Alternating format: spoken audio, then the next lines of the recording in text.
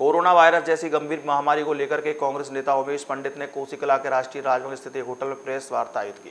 Press वार्ता के माध्यम से देश की सरकार पर निशाना साधते हुए कोरोना बीमारी को रोकथाम न करने पर सरकार को विफल बताया। कांग्रेस नेता ने कहा कि आम लोगों के सामने पर्याप्त मात्रा में खाद्य आपूर्ति के लाले पड़ गए हैं, जिसकी वजह से आम लोगों का जीना काफी दुखदायी हो गया है। दुकानदार, ठेले वाले, सब्जी विक्रेता सहित अन्य लोग भी कोरोना महामारी की वजह से काफी परेशान है। लेकिन देश की सरकार ने इतने परेशान होने के बाद भी देश को आत्मनिर्भर होने के चलते लॉकडाउन का पालन करने के लिए खोल दिया।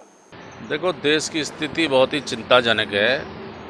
कोरोना महामारी ने सारे देश की स्थिति पूरी तरह से तहस-नहस कर दी है। आप देख रहे हो 3 महीना से ना कोई काम हो रहा है, ना कोई धंधे चल रहे हैं, स्कूल बंद हैं, बच्चों का भविष्य अधर में है और सरकार अस्थिर है।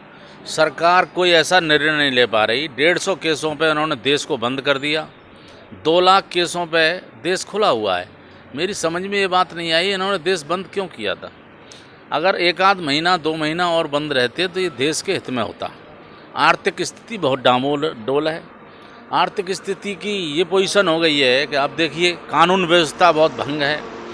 मतलब ऐसा देश में उथल पुथल माहौल। अभी आपने देखा होगा जैसे जो मजदूर जा रहे थे, कोई भी यहाँ यहीं के आदमी जैसे हमें लोकल बॉर्डर पे जाते थे तो इस तरीके का माहौल होता था, ये कहाँ से आ गया, जैसे भाई सरहदों में बट गया हो देश।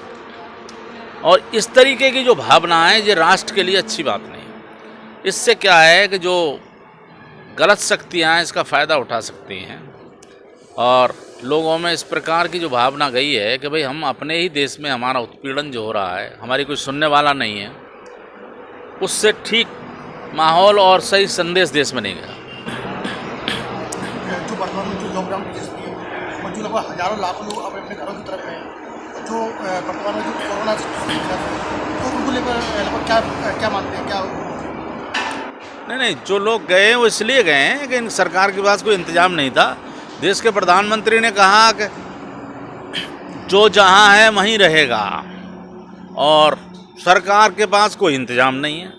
तो लोगों ने कहा भाई मरना है तो अपने घर जाएं। तो भगदड़ मच गई, जबकि देश के प्रधानमंत्री को ये कहना चाहिए था कि मैं तुम्हारे खाने पीने का इंतजाम करूंगा, कोई घबराने की ज़रूरत नहीं है।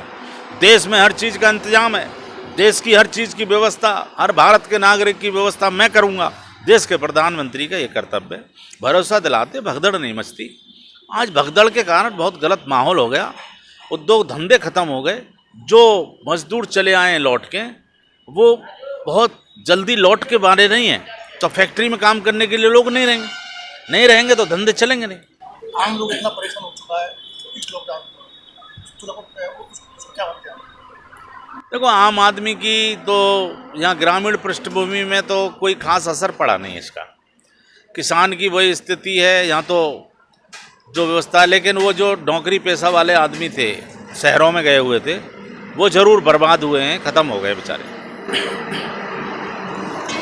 अच्छा, जो वर्तमान की जो सरकार है उनको तो उन्होंने आरोप लगाया है लगभग कांग्रेस की सरकार जो बता रहे हैं बॉर्डर पर बसों को लेकर, तो उनके बाद मतलब आपको पर्याप्त संसाधन मिलता तो उसको लेकर क्या बनता है? नहीं, कांग्रेस की सरकार ने, प्रियंका गांधी जी ने इंतजाम किया 1000 बसों का। आप 1000 बसों को ले आते, लोगों को बैठाते, भेज देते। अपने प्रियंका जी ने कहा था अपने झंडा लगा लें, अपने बैनर लगा लें। मतलब अगर एक दूसरे की, भारत की सब सरकार हैं, भारत के लोग हैं, आपस में मदद करना चाहते हैं। जब भारत में आप चंदा ले रहे हैं, जब भारत के लोगों से आप हर चीज़ लेना चाहते हैं, भारत के लोगों से वोट ले रहे हैं, तो भारत के लोग बस नहीं दे सकते क्या? दूसरी सरकार मदद नहीं कर सकती? आपको लेना चाहिए था और मदद लेने के बाद लोगों की जो परेशानी थी वो थोड़ी कम होती।